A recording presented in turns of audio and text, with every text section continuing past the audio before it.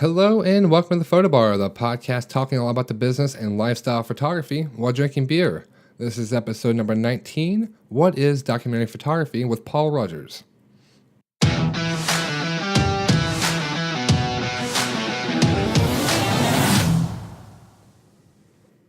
Hey guys, what's going on? My name is Matt Druin, and my goal is to help you become a better person, a better photographer, and a better entrepreneur. So today I want to talk a little bit about documentary photography. I guess, especially in the wedding space, so wedding documentary photography, but it really could apply to any kind of documentary work in general.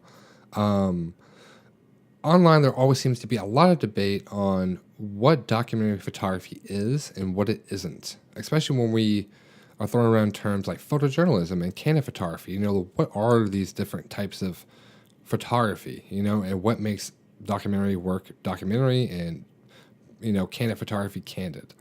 So I thought we would sit down with someone whose work I truly love and admire, and that's Paul Rogers. And he's a UK-based documentary wedding photographer, but he has a very large background in documentary work and photojournalism.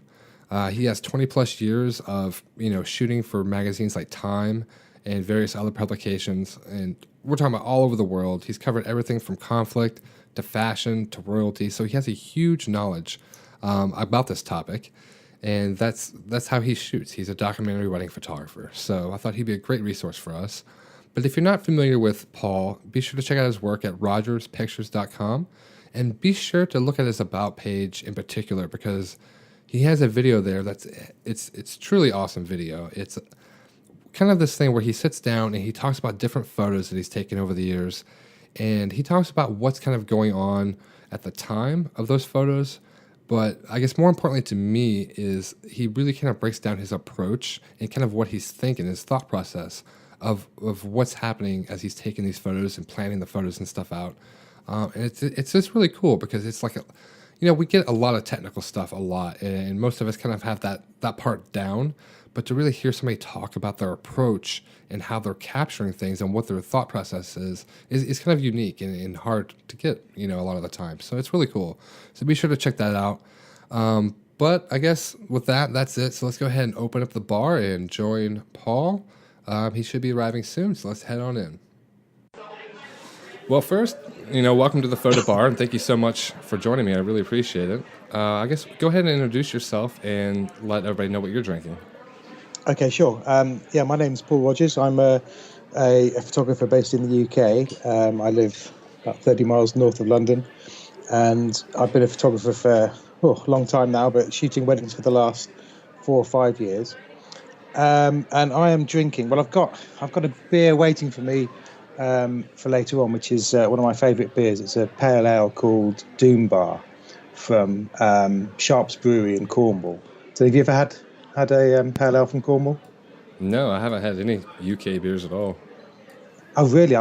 You see, Doom Bar or Sharp's Brewery, it's quite a small brewery in Cornwall, so I'm not sure they even export at all. But it's a relatively new brewery. It's only been going for 10 or 15 years, but it's one of my favourite beers. It's nice and smooth. But before that, I'm actually having, I'm going to have a shot of Fireball, which is cinnamon whiskey. Now, I'd never come across Fireball before until I did Foundation Workshop last year. Do you know Fireball? You had this before? Yeah, it's real popular here in the States. Yeah, I gather, because you just don't get it here in the UK. So Ben Chrisman introduced me to it in a bar in Texas when we were doing Foundation. And we all had shots of this stuff during one of the meals. And it was really good. And I brought a bottle back with me. I keep it in the freezer because it's cinnamon whiskey, so it's got quite a bit of a kick to it. And I like it almost frozen, and then I just have it down a shot of that, and it helps me with my Lightroom editing, that's for sure. So is that the secret to editing? Yes, one of them. I should work through a range of different spirits to see what effect it has on Lightroom. This one seems to be okay. Yeah, in fact, this is the end of the bottle now. What is this? I don't know how big this bottle is. Is that a litre or so? But I've been gradually draining that through the summer while I was editing, and now it's time to nip onto Amazon and order myself another bottle. Yeah. So I'm gonna take a shot now. What are you drinking, Matt? Oddly enough, actually, I have a beer from Texas. It's called Hopadillo. It's an IPA. and it's really, really hoppy. But I like hops, so yeah, it's really tasty. But it's called Hopadillo. So that's a palish ale as well. Yeah, a little bit. Yeah. Because when you say IPA, there's some of the original IPAs in the UK were, and this is going back to when I was at uni about 15, 20 years ago, and I first discovered IPAs, and they were all quite lightish ales. I don't know, maybe 4%, 4.5%. But I don't know if the term has just got broader use now, and you can get some quite varying strengths and types of ale now, all under the IPA brand. But it's all tastes great. I love an IPA. Yeah.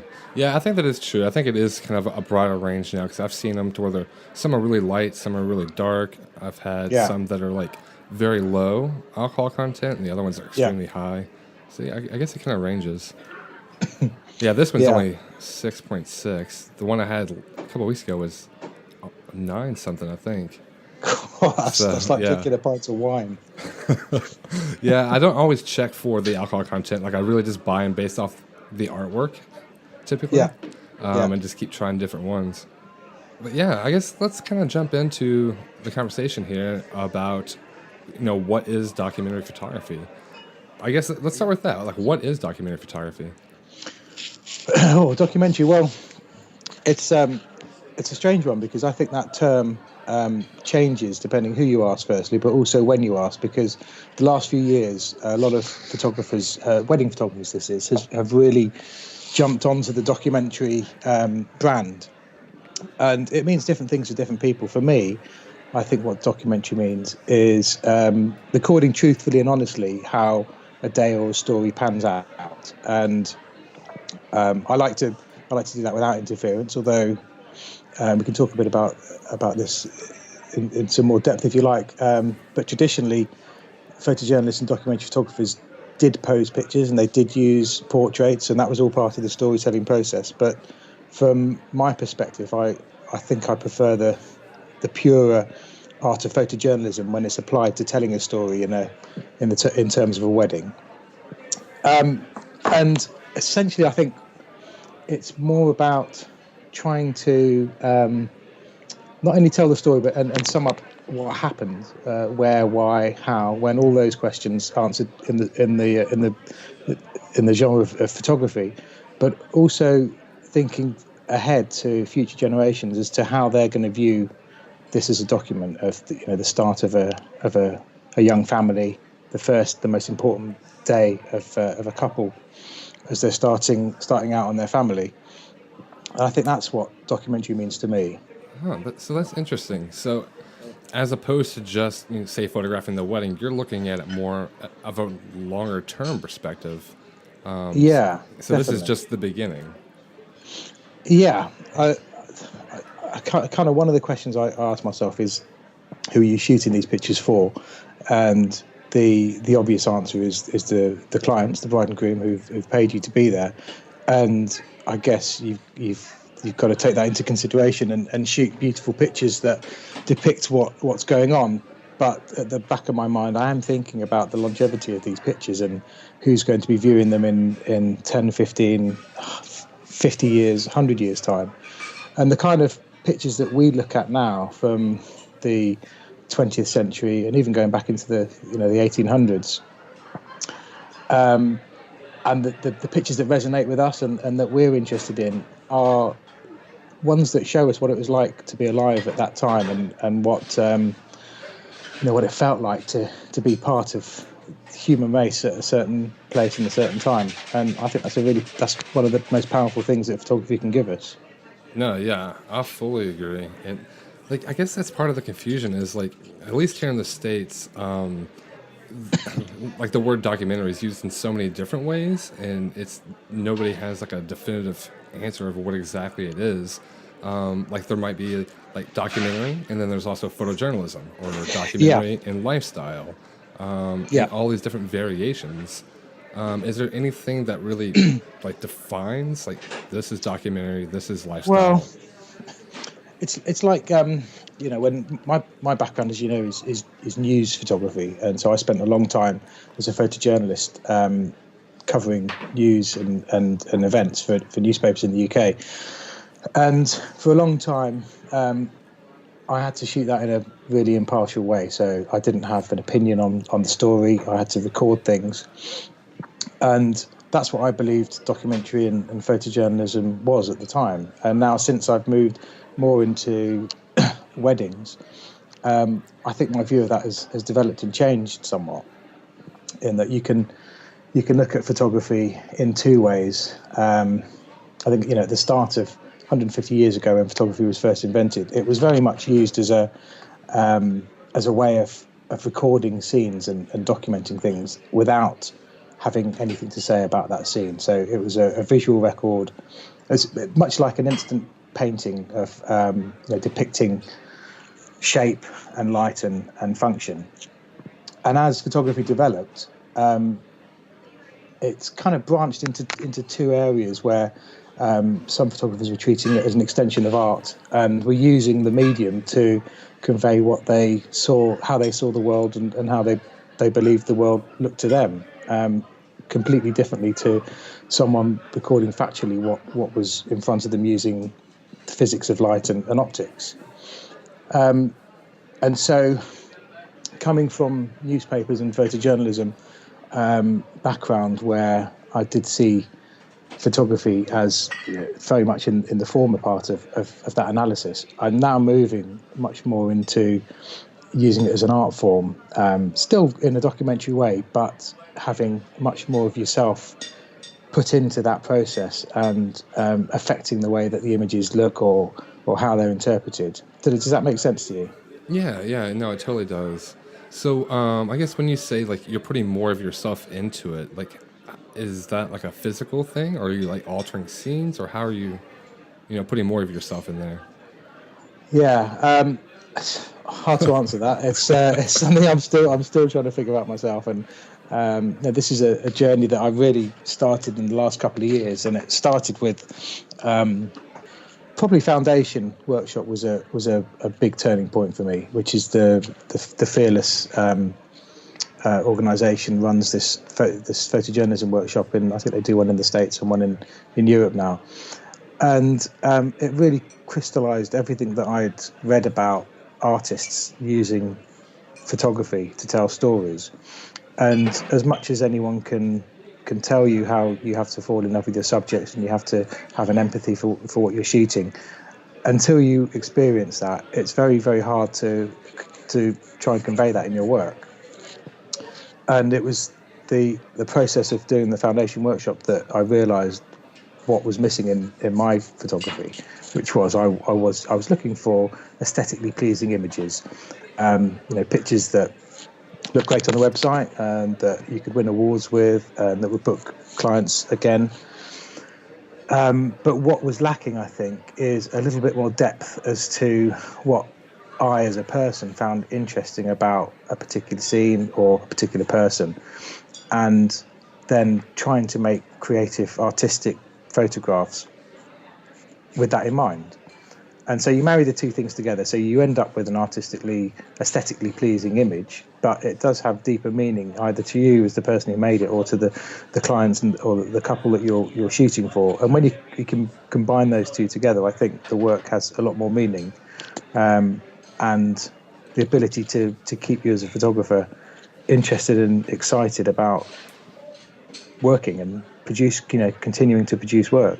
Otherwise, it becomes, there's only so many weddings you can shoot that there's something new about a particular situation or location that you can stay excited about the way you work. I think unless you have something a bit deeper driving you, it's going to be very easy to become jaded with what you're shooting and just churning out work for the sake of paying the bills. There's nothing wrong with that, of course, but how long do we want to do this for? A lot of photographers in the wedding industry, I think, are still in the infancy of a career. Others have changed midway, might be their second or third iteration of a career for them. But I don't know how long have you been shooting weddings, Matt? You've been going for a while, This haven't you? is my 8th year. Yeah, and you must feel the same way at certain points about just trying to reinvigorate your love for your work, because I know it's not a job for you, is it? It's Yeah, as I much mean, passion. it's a job on one hand because I do it full time to pay bills, but really, Yeah, yeah, I'm very motivated by the stories. Like I love weddings because of the stories and kind of like the people that are playing these characters in the story, I guess. And that's really what I'm chasing. I'm chasing the stories and the moments that are happening, especially the small ones. Like you have the story of the wedding, but within that, there's like smaller moments that tell like a deeper story, I guess. Yeah, and that's what I'm after. I'm looking for that, I guess. yeah, and I think that's not restricted to weddings, is it? It's the sort of thing that as a photographer we can find. Sorry, that's my email keeps bogging. Um, as as photographers, we find an interest in that sort of thing everywhere we look, whether it's photographing your own family or out doing street photography or having personal projects. I think the reason we do all of this is because we're inherently interested in people and humanity and relationships. And well, for you and I, certainly, I'm sure there's photographers out there that are interested in light and landscape and form, and they're applying exactly the same level of intensity and passion, but to a different subject. No, that makes total sense. I didn't really look at it that way. And now that you mention it, actually, I guess kind of how I got into the documentary kind of style was from street photography. That's honestly when I first got my very first camera. That's the first thing that I did is I started documenting people on the streets in my city. I Yeah, just like people watching. I find extremely fascinating, and I'll just yeah, do it yeah, for me too. hours. Yeah, And I just kind of run all these different stories in my head of like what they're doing, where they're going, yes, yeah, why they're doing things, and that's kind of what I'm documenting, I guess. yeah. And then I just kind of started applying that to weddings. Yeah, It's it's documentary. great. Sorry, I was that's just brought back a thought to me that I try and my son's 9 years old, 10 in June, and he's an amazing person. He's very inquisitive, and just curious about the world. And when I see that in him, it reminds me, obviously, hopefully, it reminds me a little bit of myself as a younger person. That the curiosity in just everyday life. And I used to love sitting in cafes and just watching people and trying to anticipate what was about to happen. And like you said, figure out what their story is and make it up in your mind as to where they're coming from and what's about to happen in their lives. And that's fascinating. Yeah, I fully agree, and it's funny because I have a 3-year-old. He's almost 4, and it's the same thing. Like I just see so much curiosity and exploration of the world, Yeah, and it's kind of like he's doing the same thing. It's yeah, it's really fascinating. yeah, yeah, So I guess essentially that's what documentary photography is. It's not really just a straight definition. It's just that curiosity almost of the story. yeah. Definitely. It's I think where people sometimes have a different opinion of that is when they look at candid photography and think that's documentary photography. And candid obviously is photographing someone without their knowledge or without their participation in that process. And that I think that is an element of documentary photography. But you can certainly have documentary photography with camera-aware subjects, just in the form of portraits, for instance. One of my favourite photographers, Eugene Smith, and obviously his examples of photographic essays from the 40s and 50s and 60s, and some of his most famous work from then, which, if it was produced today, I'm not sure it would quite stand up as well as it has done retrospectively, because at the time that he shot it, it was revolutionary. We've just seen so much of this style of photojournalism. I wouldn't say copied, but developed and advanced and refined. But when you look at Gene's work and the way that if you look at a spread of his pictures, and there might be 30 pictures on a spread for Life magazine, and probably almost half of them would be portraits of some extent. And they're not traditional portraits of someone looking at the lens, but they're a quiet photograph of someone in their environment, not interacting with anyone necessarily, which would define it to a relationship photograph for me. So using portraits as a documentary tool, I think, has its foundations in a lot of the work that we look at, but it's not necessarily where things are today when you look at documentary photography. I don't know. I know you shoot in a very similar way to myself, but how do you view the role of the portrait then in amongst all of the I guess the documentary noise? So I guess as an example, like for a wedding, I'll say, maybe a bride, for example, is just sitting on a couch and she's kind of watching maybe some bridesmaids get ready, but it's just a quiet moment of her kind of taking in what's going on. So like I would shoot that, and that would be a portrait, I guess, kind of within that moment. But then I'll also shoot more kind of creative, artistic portraits, like of the couple, like environmental photos, and maybe just more interaction to where I'm not necessarily posing, but I'm kind of directing to some degree. But that would be maybe 5 or 10% of the overall photos. Yeah. So I don't know. Does that make sense? Yeah. It's interesting. I forget who did this. One of the websites last couple of years ran an experiment where they had 4 or 5 different styles of photographer, and they put them all into a fixed condition, so into a room with fixed lighting and just a single person in there to photograph them. And then they interpreted how each photographer made a portrait of the subject.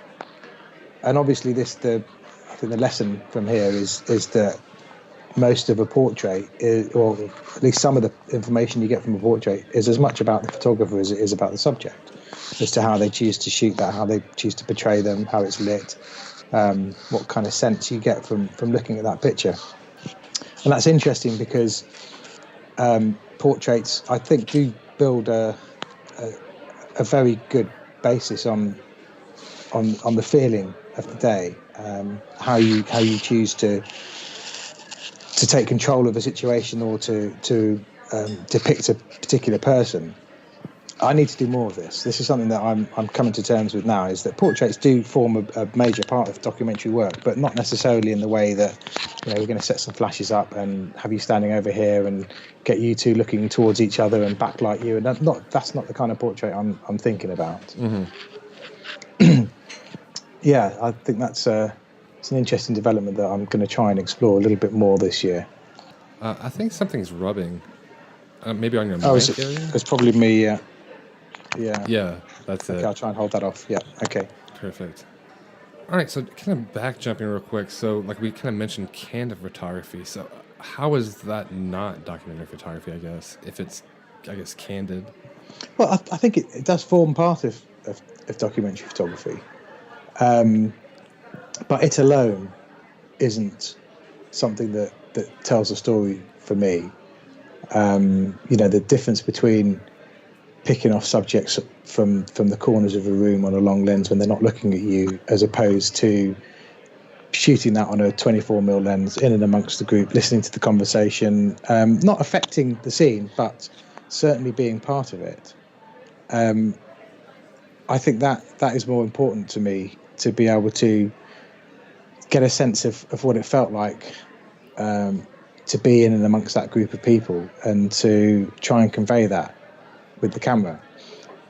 Now, whether or not you think that's documentary or candid, I don't know. I think there's elements of both in that situation, but candid alone doesn't say to me that there's the same level of interaction or the intent and thought process that goes into how you shoot and what you shoot next. Because if you're trying to depict a scene, or if there's a certain sequence of events that's happening in the next 15-20 minutes at a wedding, and you need to tell the story of that sequence of events, then there's certain ways that you do that photographically speaking. You might choose to look for establishing shots and then go in closer and look at the action up close, look at the people involved, try and figure out how the light's working and whether or not that's a key influence on what's happening in the scene.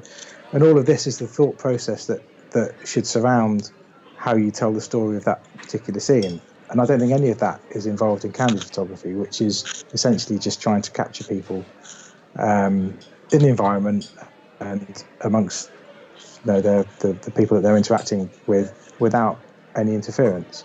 So I think the difference there is intent and what the photographer chooses to say and chooses to omit from certain photographs and chooses to include has a bearing much more than just casually photographing people without their participation.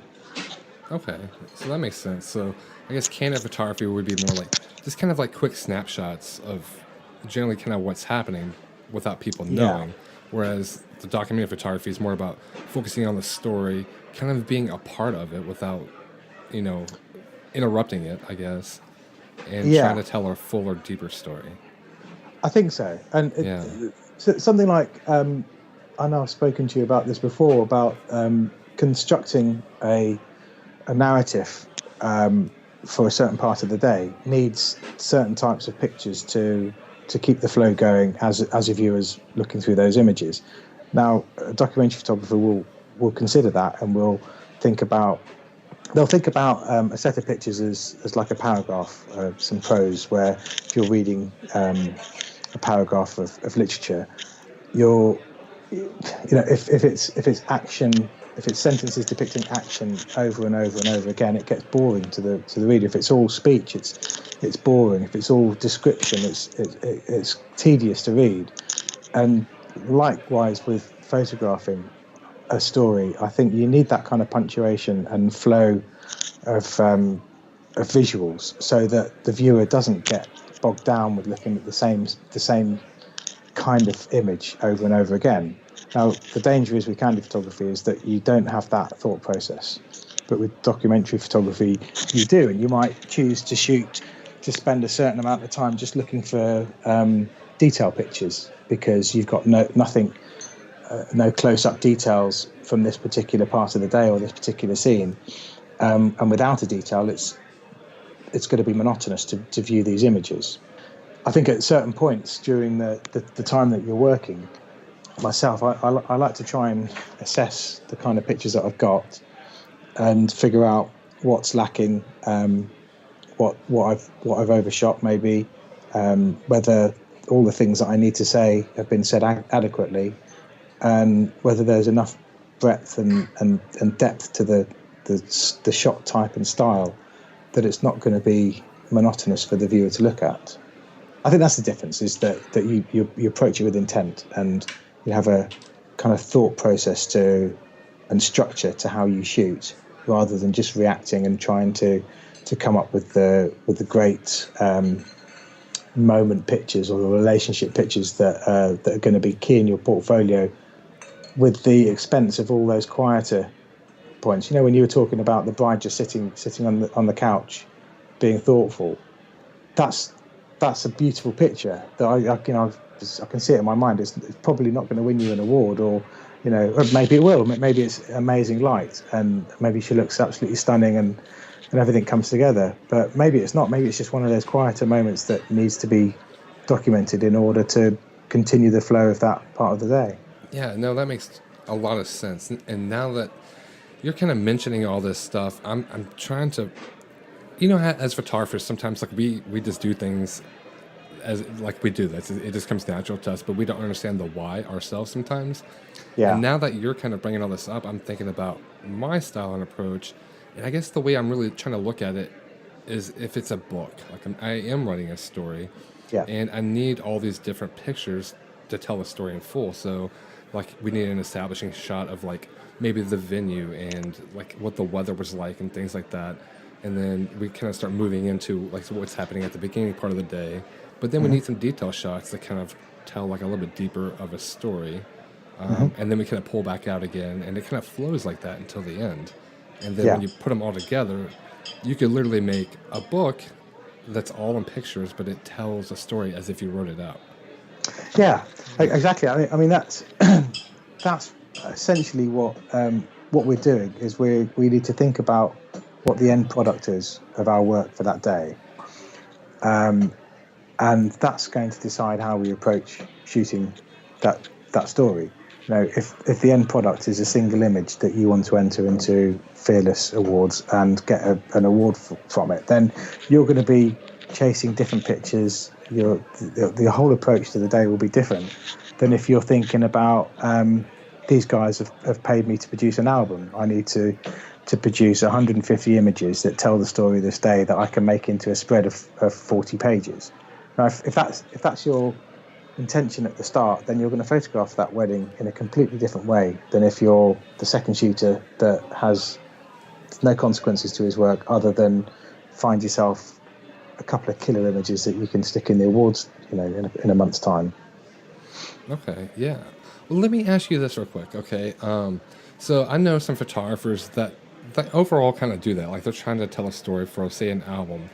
But when they're dealing with, like, their clients and stuff, they're kind of documenting in a candid way, but then they're also kind of directing in some cases to where they're like, say during the getting ready process and the bride's putting on makeup and they're like, hey, kind of look over that direction or kind of look over this direction.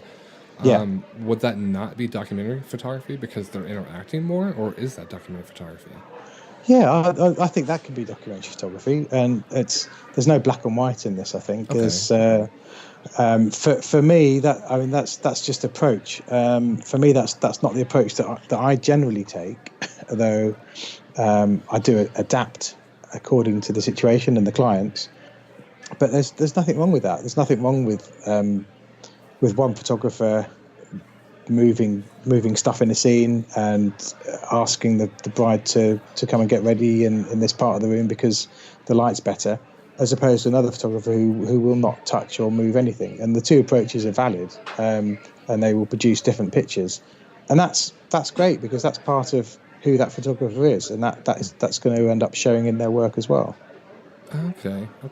Yeah, that's one thing I hear debated a lot, you know, like on social media, like Facebook and stuff. People are like, well, if you alter the scene, then, you know, it might be documentary, but it's not photojournalism, where photojournalism, like, you wouldn't alter anything and you're literally just kind of documenting what's happening. Yeah. That always seems to be a bigger one, you know? It's interesting, actually. That reminds me of when I used to work for the Times. We used to, you know, working in the UK is very different from working around the rest of the world because the newspapers in the UK are quite, it's a very refined market, and photographers know what works and they know what makes good pictures, and they will often, I wouldn't say set things up, but they might adjust the situation to their advantage, should we say. You know, there's various ends to that spectrum, and some of the tabloid photographers would take a lot more control over a scene and a situation than broadsheet or agency photographers. Now, the problem here is when a news photographer becomes a news photograph becomes propaganda, and whether something has been set up with an intent to change someone's opinion looking at that picture. And that's very apparent when you see UK photographers working abroad, especially in somewhere like Iraq or Afghanistan, and you've got a lot of news photographers from all around the world all shooting the same story, and they've all got different approaches. And the UK photographers, I remember this in Iraq in about 2003, a lot of the UK photographers would control a scene and would place people in certain positions, adjust things to make aesthetically pleasing images. Whereas I remember American photojournalists were absolutely horrified that this is the way the UK news photographers behaved, and I think that's extends itself into wedding photojournalism and the different styles and approaches that people have. And for me personally, I don't want to affect the scene or direct people apart from during the portraits and the groups, because I just don't. It's just easier for me to be able to blend in and tell the story without having to think about where someone thinks they should be standing, where they think they should be looking. I don't want to have that thought process. I just want to concentrate on my timing and making my compositions. And if as soon as I start having people, you know what it's like when your bride and groom are totally on the same page as you. They don't want any posing. They just want complete natural photography. And then the bridesmaid who got married 6 months earlier and had a completely different style of photography wants to start setting everything up for you. And there's a real friction there between what the method that you know works and the method that the bride and groom have brought into, and their friend who thinks they know what's going to make the best kind of photograph. Now, how you deal with that on a one-to-one basis depends a lot on the personalities involved. But for me, I don't even want to get anywhere near that situation, so I won't be directing or posing people at all until we get to the portrait session. For someone else, might actually, a good phrase I heard once is a photographer will set the scene and then let the action unfold. And what they mean by that is if you walk into a bridal prep room and it's a complete mess and the curtains are drawn and there's this bright TV on and there's LED lights pulsing all over the place, then they would tidy things up and they would open the curtains, switch the TV off, maybe move the lamp, clear all the crap away from off the table, suggest to the bride that she moves into this part of the room to put the dress on, and all of these things are setting the scene, and then they will not interfere with the action. They will just photograph it naturally. And I think that's quite a nice compromise in that situation. Yeah, that's exactly how I kind of do things. Like if I walk in, it's a mess, I'll rearrange and clean things up, and then just let everything kind of happen. Yeah, The way it does. And I've definitely ran into some issues. With moms, like parents, because they're used to one style of photography, I guess. And they'll see me just doing my thing, and I'm just kind of standing around watching and kind of anticipating, and they'll ask me like what I'm doing sometimes. Yeah, and, like I'm literally that's all I'm doing. That's what they're paying you for, to watch. and that's kind of one of the things I've tried to explain to clients, like going into meetings and stuff, is that does happen. Sometimes like they'll see me just standing around and it looks like I'm not doing anything, but in reality I'm like kind of eavesdropping on conversations. I'm watching people. I'm people watching. Absolutely. And anticipating and waiting for something. That I've been waiting for maybe 5 minutes to happen. Sure. Yeah, and that picture you get at the end of that 5 minutes, you would never have got if you'd been all over that scene. Right. Without any intent and process. Yeah, that's good. And like, I guess another way I kind of look at it too is I kind of pretend like I'm a time traveler, maybe like from the past or the future, and I'm coming back to this point in time to document things. And it's like you don't want to alter and be engaged too much because you might change the future or the past, So that's kind of the way I'm thinking about it, I guess, when I'm at a wedding. Oh, I'm going to try that the next one. I'm shooting a wedding on Saturday. I'm going to try that, definitely. I've been watching 12 Monkeys on Netflix. That's such a good movie. Recently. No, this is the series. And it's quite interesting, but it goes very much along those lines of, the old grandfather paradox. If you go back in time and kill your own grandfather, what happens to you? I need to think about that next time I'm at a wedding. I'm going to do that on Saturday. Yeah, let me know how it goes. I'd be curious. Yeah, that's kind of like what my thought process is sometimes. Yeah, that's really cool. It's just expanding that a little bit is that I think what we do as wedding photographers is we're not photojournalists here. We're not doing an in-depth study on the state of marriages in the 21st century. We're wedding photographers, and we're being paid by our clients to produce some images that they're proud of. We do it in a documentary style or a photojournalistic style, but it's not photojournalism. If you paid a Magnum photographer to come and photograph a wedding, they would document it as a photojournalistic piece of work, and it would be hopefully completely different to what a wedding photographer would produce, because the clients are different, their intent is different. So I think it's easy to get stuck in the view that we're trying to be this hardcore photojournalist that doesn't affect the scene.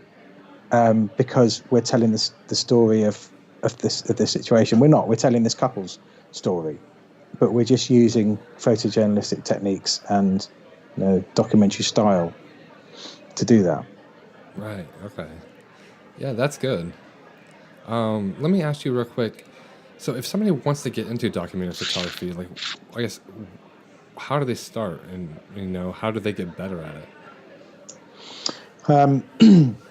But the problem here is that unless you've got an established brand, it's very hard to book the kind of clients that want that style. Certainly in the States, from what I gather, it's a little easier in the UK, because the documentary style, I think, is really prevalent at the moment, and a lot of people get it. A lot of people get natural, unposed photography in the UK, and that wasn't the case even 3 years ago. So now I think starting out, it would be relatively easy, or certainly easier, to be able to shoot a lot in that style to build your portfolio in the first instance. But possibly if you're in a less developed market in terms of the appeal of photojournalism and natural photography, then it's a lot harder to be able to find the kind of clients that want you to do that at their bookings. And that's what we need to do, isn't it? We need to only show the kind of pictures that we want to shoot, because if you start showing all of the portraits and the staged images and the off-camera flash pictures that you might well have to do to get the work, then the only people that are going to book you are the people that expect you to do that, and it's catch-22. Then how do you break out of that cycle? Mm-hmm. So if I was starting out now, I would do what I've done for the last 20 years and be interested in people and photography, and I'll go to exhibitions and I will read books and study the great photojournalists and try and find initially the clients that have a similar outlook on life, and they're going to be the ones that appreciate how you photograph a wedding. It's not always that simple, because we've got bills to pay, and sometimes we're going to have to take the kind of weddings that we don't want to shoot just in order to make ends meet. Yeah, I think we've all been there. So I guess it'd be the same as getting into any kind of type of photography. You got to show what you want to shoot, mm-hmm. and try to get those clients. Yeah, and find the photographers in the industry that you admire and that are working in the way and in the style that you want to. Stalk them basically on social media. So many photographers now are sharing everything they do on Instagram and blogs and Facebook, and be the one that comments and the one that likes all those pictures, and you can slowly build a relationship with all these photographers. The great thing about the internet, I mean, there's many great things about the internet and the way that it's progressed photography in many negative ways as well. But one of the great things is that you've got immediate access to pretty much anyone on the planet. So if there's a particular photographer out there that you admire their work and you want to learn from them, you can connect with them on a personal basis very easily. And the kind of people that I interact with on social media are the ones that have been commenting on my pictures and that have built up a reputation of liking your stuff, and they might send you a couple of questions here and there, and more often than not you respond to those and you build a loose relationship. And most of the people that I know on social media are people I've never met in my life, but because we have similar outlook and view on photography, you build up this connection with them, and that wasn't possible 10 years ago, was it? No, that's true. That's actually how we met. I kept reaching out to you. Yeah. I think I heard your podcast with Andrew. Yeah, and I was really taken with that podcast, and I think I started following you from there.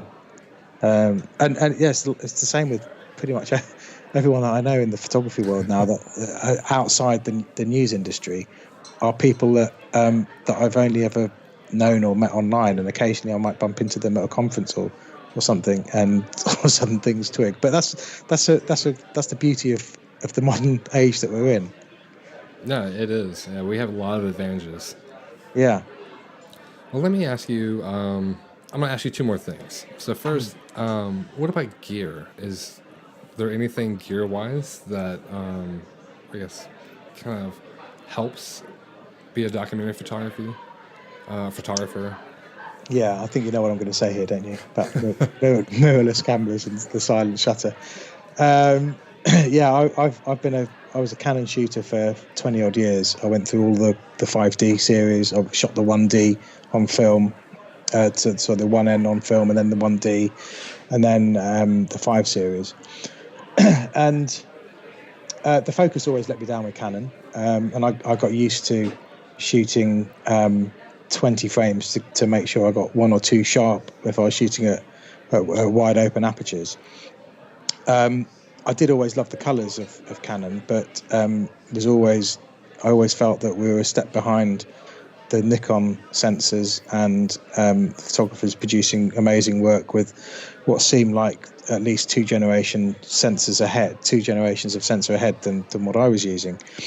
I tried the Fujis, the XT1. I think I bought a couple of XT1s and I shot some weddings with those, and I did like the Fuji system, but the small sensor and the low light capability just threw me back to Canon. And then Sony came along, and I went for a Sony A9 in the middle of last year. I was always waiting for a full frame mirrorless camera because I just love full frame. I like the low light capability and the depth of field that you can get on fast lenses. And the thing that really revolutionized things for me with the Sony was the silent shooting, and I don't think you can explain how much of a game changer that is to someone until they've shot a wedding with a silent shutter, and totally silent, so there's no compromise. So I don't have to switch to mechanical on if the light's shit or if there's fast moving motion. The A9 is the only camera that has this capability. And it means that you can be really stealthy. You can, with the flip screen, you can shoot angles. I've always shot from the ground and also looking for high vantage points. But I'm not old. I'm 45, but I'm certainly not a spring chicken. And my knees were getting pretty shot at the end of each wedding. And now I get the same compositions, and I'm not crawling around on my knees anymore. So that was a big benefit. But the silence, yeah, that's the real bonus for me for those Sony cameras. Huh, interesting. I haven't tried any Sony stuff yet. So I'm kind of like you. I guess I was shooting Nikon full frame for years. And then last year I switched to using the Fuji X-T2s for about 4 or 5 months. And I loved them, but for the same reasons you said, like the low light was terrible. I didn't like the color profiles. Something about it just made my photos not look like my photos anymore. Were you shooting raw, or were you processing the JPEGs? Yeah, but still, something in the color profiles of the RAWs, it was just different. I don't know. My work was looking different. Right. But I loved how the silent shutter was amazing. The flip screen. The EVF. The EVF, the flip screen, because I'd never had one of those before. And I was able to get so many cool photos that, just standing right next to somebody, taking photos without them knowing, you get so many cool things. But I ended up switching back to Nikon using D850s now. But maybe I'll look into the Sony stuff, because that's a good point, because one of my friends, he shoots video, and that's what he uses. The Sony system. Yeah. Yeah, I mean, the release of the updated A7 series cameras, the A7R and the A7, both look really, really interesting. And for the price, I think the A7 is like half the price of the A9, and I think it's an even better sensor in low light situations, and the colours and the dynamic range are even better. But it just doesn't have the silent shutter of the A9, in that it's not blackout free for a start, and that's a big deal for when you're shooting something fast moving with the A9 is that as you're shooting, it's like filming something. Basically, you're shooting at 10 or 20 frames a second, but the viewfinder doesn't black out each time you shoot. But also that you're not thinking or worried about any of the rolling shutter issues, which you are going to get with the A7. I think we're at the cusp now where, well, we've been thinking about this for such a long time that Nikon and Canon are about to release their own full-frame mirrorless cameras, and they haven't, because my sense is that they just want to squeeze out every last drop of income they can from the DSLRs before they absolutely have to cannibalize that market and release some full-frame mirrorlesses. But I think we're so close to that now. They're so close to losing too much of the market share to Sony and Fuji and whoever else that they're going to have to do something this year. And it'll be interesting to see what they come up with, because it's probably going to be better than the Sony A series. And that's kind of what I've been waiting for. I mean, I just heard that like Canon, supposedly there's pros out there using a Canon full frame mirrorless system currently. How is that? So we'll see, I guess, what happens in the next few months or so. But that's kind of what I'm waiting for right now, is hopefully there's a full frame Nikon mirrorless system coming out in the next year or so. Yeah, I think it's inevitable. I just wonder whether or not it's going to be compatible with current lenses. And that's another thing too, for sure, because it was expensive switching over to Fuji for even 4 months. Yeah, I mean, if they can do it so that you essentially have the D850 without the mirror. Yeah, that's exactly what I want. Yeah, you got the EVF and you've got the 850 sensor, and you can use all your lenses on it. Then that would just be a killer camera, wouldn't it? Likewise, if they did that with the 5D4, if they made that mirrorless somehow, it would just be an amazing camera. That's all I want. If they came with that today, I would buy 2. Like, I'd be first in line, for sure. Yeah, that's what they're counting on. They've already got your money from the 850. Yeah. And now they'll wait another 6 months. Yeah. And they'll get a few grand from you for a couple of mirrorlesses. What about lenses? Is there certain focal lengths that you like to use, or like, do you use like the holy trinity of lenses, or what are you using? Yeah, I'm definitely a prime lens shooter, and I always have been. Well, for news work, I used to have zoom lenses just because it was a lot easier in fast moving situations where you can't physically move. But for weddings, definitely primes. And the reason is it's not the obvious one of fast lenses or image quality, because zoom lenses, the image quality is as good as most prime lenses now. But for me, it's a psychological thing of being fixed to a certain focal length forces you to look for compositions that work in that focal length. And when I've used zoom lenses before, so some of my backup lenses have been zoom lenses, and if I've had to shoot with a zoom, then your whole psyche changes as to how you shoot a scene. And you start, all of a sudden, if you've got a 24-70 on, you try and shoot everything in front of you because you can adjust the focal length, and you can crop things in camera, and you don't shoot with as much intent as if you're only shooting with a 35mm lens. And that's the difference for me. I restrict myself to 2 bodies, 2 prime lenses, and it's nearly always a 35 and an 85, and then with an 18mm in the bag as well, which I will normally swap the 85 for. So I normally keep the 35 on one camera, and that doesn't change. Then I swap between the 18mm and the 85 on the other camera. Okay, interesting. I've had the same kind of experience, I guess. When I first kind of got into photography, for my first probably year or 2, I used nothing but a 35 and 85, primarily because I was poor, had no money, and not too many options. So it was like the cheapest way to get into it, I guess. And then, I don't know, for whatever reason, I just felt, I had to get the 24-70, 70-200, and all that sort of thing. So that's what I did. And then for years, I switched into that. And there was a huge difference in, I guess, my style and approach to everything using those lenses. Like, I was spending a lot of time just kind of standing around, zooming in and out, I guess. Exactly, And then I really wanted to push my work more into a documentary style. So I switched back to a 35-85, partly because of that, but also because of the weight and stuff. I just got sick and tired of carrying all that stuff around. Yeah. But once I did that, it totally changed the way my photos looked, I guess, because I was getting closer. I was walking and moving because, sometimes Yeah. like you got 35 and maybe you need to get wider, so you have to walk backwards. Or if you want Yeah. to get closer, you got to walk forwards.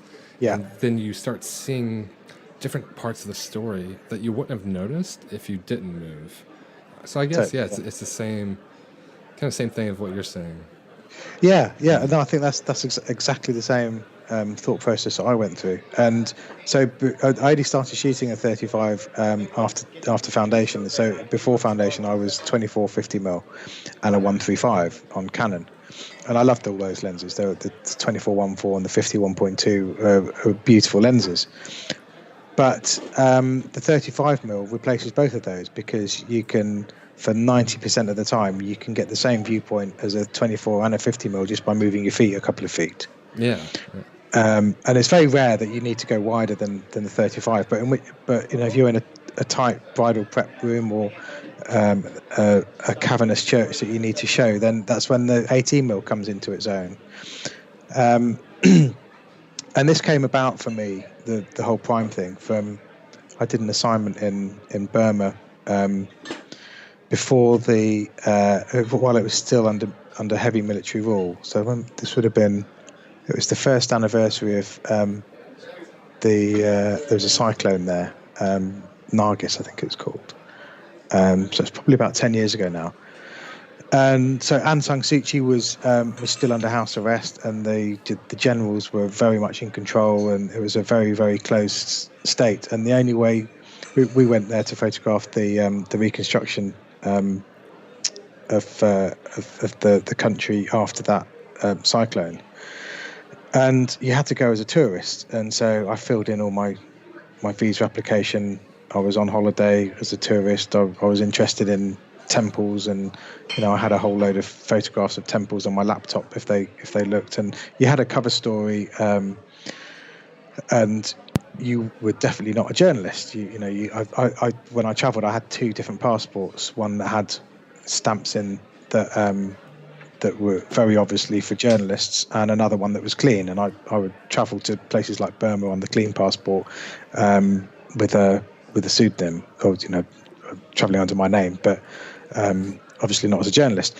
And I could only take one camera in and one lens, and I took a 5D Mark II and a 50mm 1.8 lens in, and I shot for 2 weeks with the 50mm. So I had no choice but to use one focal length. And that's the thing that changed me as a photographer, was forcing me to try and tell the story of what we needed to do, from portraits to establishing shots, details, as wide as you could go, interaction pictures, low light, everything. I had to shoot on this one lens. And it was amazing, because when all those choices, you're suddenly left with what really matters as a photographer, which is light composition and moment. And when you've got nothing else to think about, it really intensifies how you see the world in those terms. Yeah, that's a really good point. And that's something I tell a lot of, especially newer photographers, is not to buy so much stuff. Like, pick one lens and a camera and use that for everything, for a couple months, and just learn like about that inside and out, Yeah.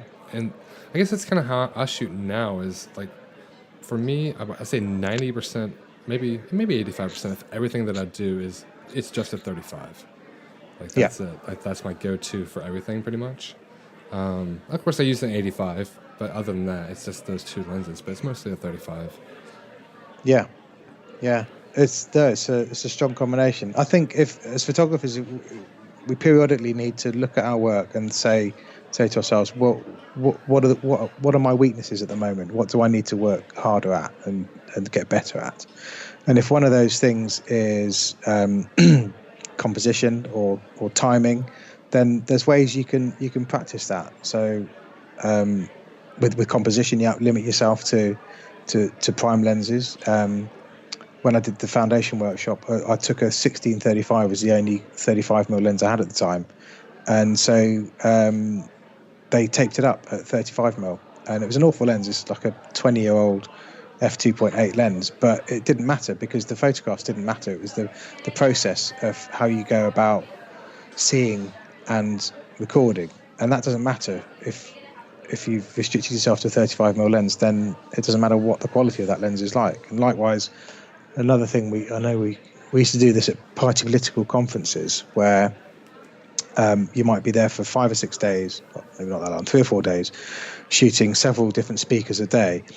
And there'd be really important speakers that you had to cover and less important speakers. And so when we had some of the less important speakers at a conference, we didn't have the pressure to churn out 15 or 20 pictures of this speech. In fact, no one was really expecting any pictures of this particular speaker. So what we'd sometimes do is put a formatted card into the camera and say to do this amongst a couple of friends and say, you can only shoot one frame of this speaker. And it's up to you when you shoot that frame. You can shoot it right at the start, you could wait right to the end, but you're only allowed to shoot one frame. And then we look at everyone's single frame and decide what the best picture from that speech was. And it's hard because, when do you use your frame? When the speaker comes on and he's accepting the applause, is that the best picture? Or maybe he's going to say something really controversial and there's going to be a great reaction picture in the audience, or maybe his wife's going to come on, or her husband's going to come on stage afterwards and they'll have a hug. You don't know, but if you shoot that picture right at the start, you can't shoot one at the end. So it kind of really focuses your mind as to thinking about anticipation and trying to decide when the ultimate moment is.